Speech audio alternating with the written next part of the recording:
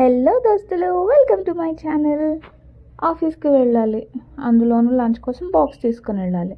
So ఏం చేసుకోవాలా అని అలా ఒకసారి ఫ్రిడ్జ్ టూర్ వేస్తే క్యాప్సికమ్ ఇంకా టమాటోలు డాన్స్ చేస్తూ కనిపించాయి. పుర్రెక్క బుద్ధి జీఫకో రుచి అన్నట్టు ఈరోజుకి క్యాప్సికమ్ రైస్ చేసేసుకుందామని డిసైడ్ అయిపోయాను. సరే ఇంకా మొదలెట్టేద్దామని చూస్తే అన్నం ఏమో పొగలు కక్కుతూ ఉంది. సరే ఆ వేడివేడి అన్నాన్ని ఒక గిన్నెలో తీసుకుని పక్కన పెట్టేసుకున్నాను చల్లారడానికి. లేకపోతే క్యాప్సికమ్ రైస్ కాస్త ఉప్మాలా తయారయ్యేటట్టుందని. ఇంకా పెద్ద కష్టం తీసుకోవాలని అనిపించలేదు. ఇక్కడ నేను ఆయిల్కి బదులు నెయ్యి వాడుకుంటున్నాను.